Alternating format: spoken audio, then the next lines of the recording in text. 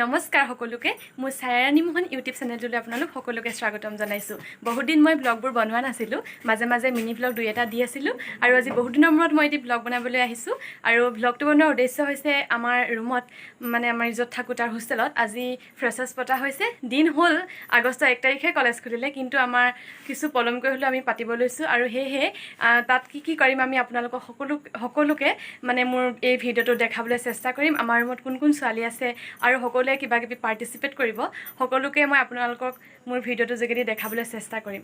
দেখিছেনে আমি ইয়াতে পাতিবলৈ লৈছোঁ আৰু এইফালে ইমান ধুনীয়াকৈ ডেক'ৰেশ্যন কৰি থৈ দিয়া আছে আৰু এইফালে আমাৰ ছোৱালীসকল সকলো আহিলে, এইফালে জুবলি আৰু এইফালে বিদিশা, এইফালে তাপশ্ৰী ৰাজকুমাৰী, সেইফালে বা বহি আছে আৰু এতিয়া আমি ফ্ৰেছাৰ্ছ পাতিবলৈ লৈছোঁ। ইয়াতে দেখিছেনে ইমান ধুনীয়াকৈ ডেক'ৰেশ্যন কৰি থৈ দিছে আৰু গান গাব, নাচিব, আপোনালোকে সকলোবিলাক উপভোগ কৰিবলৈ পাব। ভিডিঅ'টো শেষলৈকে চাই থাকিব। হাই, কেনেকুৱা লাগিছে? তই মেচিং পিন্ধিছ নেকি?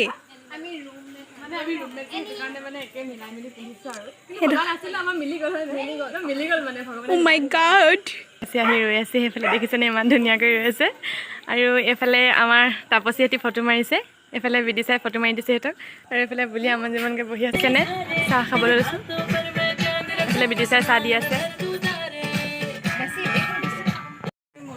আৰু এইফালে ইতিমধ্যে চিনাকি পৰ্বসমূহ হৈ গৈছে। নৱাগতসকলে নিজৰ নিজৰ পৰিচয়সমূহ দাঙি ধৰিলে আৰু আমিবোৰেও সকলোৱে ধুনীয়াকৈ নিজৰ নিজৰ পৰিচয় দাঙি ধৰিলোঁ।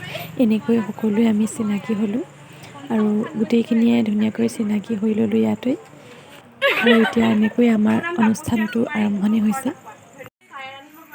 মই চৰাইদেউ জিলাৰ ৰুকাংগাঁৱৰ এগৰাকী নিবাসী হয় আৰু গড়গাঁও মহাবিদ্যালয় সমাজতত্ত্ব বিভাগৰ পঞ্চম ষান্মাসিকৰ এগৰাকী ছাত্ৰী।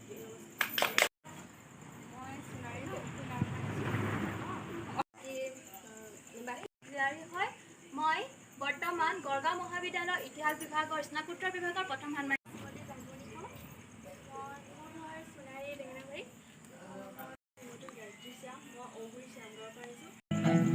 এতিয়া অনুষ্ঠানটোৰ দ্বিতীয়তে আমি ধুনীয়াকৈ এটা সাংস্কৃতিক অনুষ্ঠান ৰাখিছিলোঁ আৰু ইয়াত সকলোৱে নাচিবলৈ আৰু গান গাবলৈ বুলি সাজু হৈ আছিলে। এইফালে আমাৰ ভণ্টিকেইজনী ধুনীয়াকৈ নাছিলে আৰু চিনিয়ৰ বাসকলেও ধুনীয়াকৈ নাছিলে। এম এ পঢ়িবলৈ যিসকল বা আহিছে তেওঁলোকেও নাচিছে, মানে নৱাগতসকলে আগে নাচি ল'লে আৰু গাই ল'লে আৰু এগৰাকী বাই সুন্দৰকৈ কবিতাও আবৃত্তি কৰিছে আৰু আমি সকলোৱে লগ লাগি ধুনীয়াকৈ ফূৰ্তি কৰিলোঁ। মই গান গালোঁ আৰু মোৰ লগৰ সকলোৱে নাচ গান কৰিলে। বহুত ধুনীয়াকৈ অনুষ্ঠানটো চলি আছে এনেদৰে। যদি বিশাল ঢৌত মোৰ কোনো অস্তিত্ব নোহোৱা হয়, যদি তুমি পদুম হোৱাহেঁতেন, আলফুলে চিঙিলোহেঁতেন, কিন্তু তুমি হ'লা গোলাপ, চিঙুলো কেনেকৈ তোমাক যদি গোলাপৰ কাইটে দিলে। दिसते मी भारी जाणू सरा मी खास नखरेवाली कुठे निघाली घालून साडी लाल गुलाबी पागल करते तुझे मोर निशित चाल गुलाबी साडी आणि लाल लड़के कहाँ से आया है रे पंखत पे आती सैया मरोड़ी भैया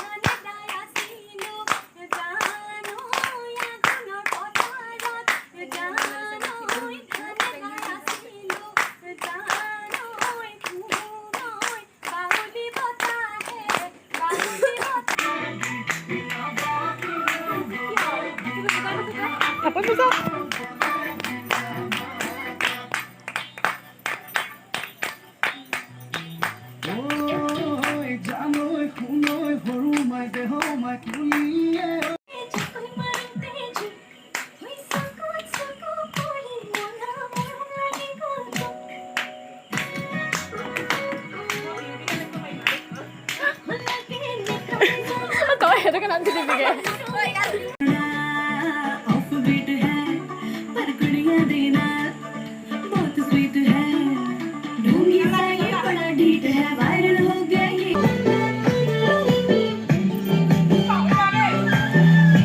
একো নহয় নাচ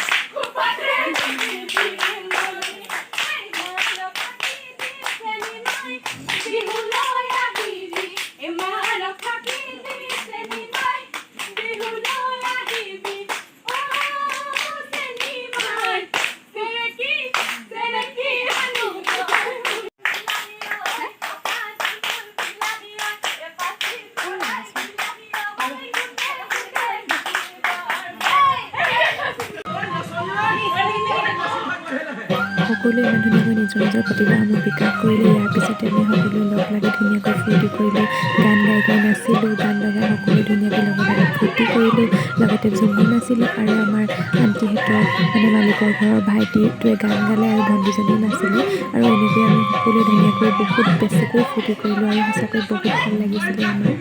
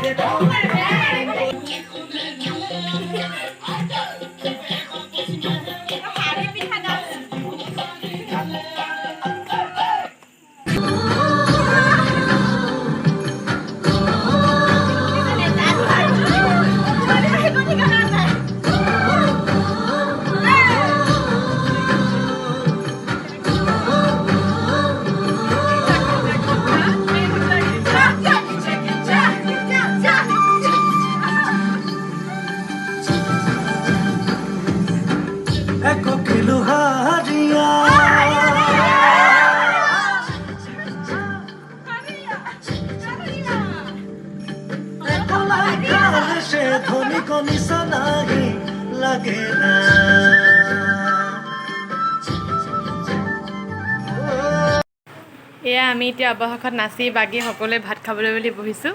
এইফালে সকলোৱে ভাত খাবলৈ বহিছে, ব্ৰইলাৰ মাংস, চালাড আৰু এইফালে নিৰামিষ চব্জি, টেঙা, দাইল। এইফালে আমাৰ পাণচুমি এজন দেই, এইফালে তাপচীয়ে বিতাইছে ভাত দিছে, এইফালে পানী দিবলৈ লৈছে।